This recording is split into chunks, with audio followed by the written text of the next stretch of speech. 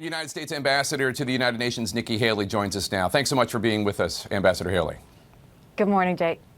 So 194 countries have signed the Paris Climate Agreement. Only 3 nations are not signatories to it: the United States, Nicaragua, which thought the emission standards were not tough enough, and Syria. So on the one issue that unites the world, essentially, the United States is now isolated, the proverbial skunk at the garden party. Are you not concerned that this will affect your ability to lead on other issues?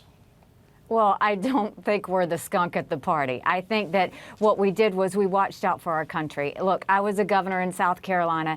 I know how tough those regulations President Obama put on us because of the Paris Agreement were on our businesses and on our industries. It directly hit our jobs. And so what we want to do is say, look, we are a sovereign country. We're going to make sure we're looking out for the U.S. first. We will always be a leader in the environment. That's what we do. That's who we are. But we're going to make sure that we're not hurting our companies in the process. And there is a balance. There is clearly a difference between us and Nicaragua and us and Syria. The world knows that. So to put us in that category is not a real assumption. No, I'm not the one that put us in the category. The president is. But when it comes to those agreements, the reduction in carbon emissions, that was every country set their own standard. Why didn't President Trump just renegotiate the United States standards to make it less imposing? Why withdraw? Why didn't President Obama get this through the Senate? There's a reason President Obama did this from an executive standpoint as opposed to going through the Senate, because he knew he couldn't get it to pass. It was too onerous. The regulations were too strict, and it wasn't achievable, even if we had stayed in the Paris Agreement. And this is the part everyone needs to really think about. If we had stayed in the Paris Agreement, which the countries told us, oh, you can do it, we won't say anything, that's not who the U.S. is. One, we're truth tellers. We're going to tell the truth. 2, it was not achievable. What President Obama submitted the U.S. to was not achievable under our standards or any other country's standards. And then we've got to look at the fact we didn't want to be in violation of the agreement. And if you look at the executive order that President Trump signed that rolled back the Clean Power Act a few months ago, that was already moving towards a pro-business situation. But what we do have is a lot of companies who care about green technology, care about making sure that we take care of the environment. And you have a president who's very focused on clean air, clean water, and jobs. Well, you say we're truth tellers. Let me show you what President Trump has tweeted about climate change. Quote, the concept of global warming was created by and for the Chinese in order to make U.S. manufacturing non-competitive, unquote. Are you willing to acknowledge that that is nonsense? What I will tell you is the regulations from the Paris Agreement were disadvantaging our companies. We know that. I knew that as a governor. We know that now. The jobs were not attainable as long as we had to live under those regulations. It wasn't possible to meet the conditions under the Paris Agreement had we even attempted to do that.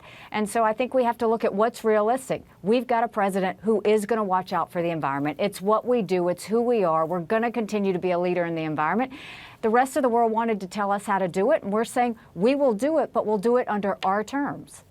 But the standards were set by the United States for the United States. But just to be clear on this climate change, the standards were set by the standards were set by President Obama and not passed through the Senate because the standards couldn't have been achieved. No, but my point is you said that the world was imposing standards on the United States. President Obama, the president of the United States at the time, is the one who set the standards. But moving that aside for 1 second, I just want to be clear on this. You're not willing to acknowledge that calling climate change a Chinese hoax is just a big box of crazy.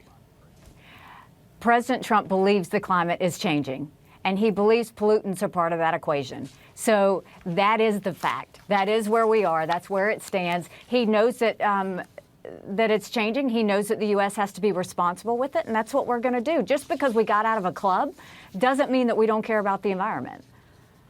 Let's talk about another club that we're in, NATO. One of the biggest concerns in Europe right now is that President Trump visited NATO headquarters, but was not willing to publicly reiterate the U.S. commitment to Article 5, that the principle that an attack on one nation in NATO is an attack on all. Russian President Vladimir Putin suggested this weekend that these squabbles at NATO are helpful to Russia. I understand that the president wants every country to pay its fair share, of course, but why was the president not willing to underscore the United States' commitment to our allies in NATO? because there was no change to policy. Of course we believe in Article 5. I just met with all of my NATO ambassadors yesterday. We've said a threat on one of us is a threat on all of us. NATO is going to continue to be strong. It's going to continue to be united. Russia's going to try and divide it, but the truth is we've never swayed from Article 5. We honestly still believe it. The president mentioned it because he wasn't changing it. And so the focus is always going to be on taking care of each other. But why can you say it on my show, but President Trump can't say it at NATO headquarters? You know, he has made comments along the lines of that he's not sure that the United States would be there for NATO countries that aren't paying their fair share. European allies, you know this better than I do, but I've talked to some of our European allies. They needed to hear him reaffirm Article 5. How come you can do it, but he can't? He could if you asked him. I mean, I think if you asked him if he was in favor of Article 5, he would say yes, he is. His intent was to make sure that the burden sharing was happening. And I think we want that in this day and time when we're seeing so many threats around the world. We just want to know our NATO allies are paying their fair share. And they look at how they've stepped up. They're all stepping up. They all acknowledge the fact that we have to be strong militarily. We have to be strong united. And I think we're going to do that. So there's never been a wavering or any sort of thought of changing from Article 5. The U.S. is strong with Article 5. We're always going to take care of our friends. We expect our friends to always take care of us. That's been a long-standing rule. That's not going to change. I'd love to ask President Trump, but he won't give me an interview. But let's move on. Yahoo's Michael Isikoff is reporting that in the early weeks of the Trump administration, there was an effort by the White House to push the State Department to begin to lift sanctions against Russia. Now, this week, Trump advisor Gary Cohn wavered on whether the president will reconsider sanctions against Russia. Help me understand something. Given the meddling in the U.S. election last year, which you, not the president, but you have unequivocally stated happened, and the continued Russian occupation of Crimea, not to mention what's going on in eastern Ukraine, why would the Trump White House ever even consider easing sanctions against Russia? I'm not aware of that. So everything I know is that we have said we're going to keep our sanctions strong and tough when it comes to the issue in Ukraine. I've said that publicly. We'll continue to say that.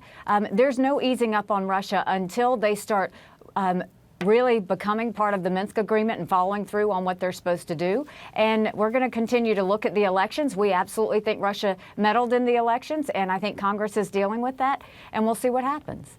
Well, so you're not aware of it, but it did happen. The White House didn't dispute the report, and the former State Department official, Daniel Freed, who went to Capitol Hill to try to get the sanctions codified for fear that this would happen, has stated on the record this happened. There's also been a lot of talk and reporting about Jared Kushner, the president's son-in-law and a senior advisor, trying to establish back-channel communications to Russia. Were you aware of those? No, I was not aware of any of that, if that happened. And really, Jake, there's so many rumors back and forth. It's the reason why I think that, this investigation needs to move forward swiftly, get the facts out on the table so that we can all move on. The Washington Post reported that Jared Kushner wanted to use the Russian embassy to make secure phone calls to the Kremlin. Is that something that you, as U.S. ambassador to the UN, would ever consider doing, making phone calls from the embassy, a Russian embassy, where the Russians could hear you, but Americans couldn't? First of all, I mean, I don't know that to be fact. So I can't sit there and agree with an assumption that you're saying. What I can tell you is no, I wouldn't do that. But at the same time, I'm not in that inner circle in the administration. I do my job at the United Nations, and Jared continues to do his job there at the White House. And until we see facts, it's hard to respond to something like that. I want to turn to Israel because I know this is an issue important to you. During the campaign, President Trump made a very specific promise. Take a listen. We will move the American embassy to the eternal capital of the Jewish people, Jerusalem. President Trump this week obviously signed an order this week that will, at least for now, keep the American embassy in Tel Aviv. We know that the president styles himself as something of a deal maker. Is he hoping to use the location of the U.S. embassy as leverage in a potential peace deal? I think that he knows that it could be very much a part of the peace process. And so I think that what he did want to do is make sure that he wasn't interrupting the negotiations that are happening with the peace process. I think that they feel like it's moving forward in a constructive way, and he didn't want this to get in the way. He hasn't changed his position on moving the embassy. It's all about time. So I think that he wants to see how the peace process plays out and then handle it accordingly.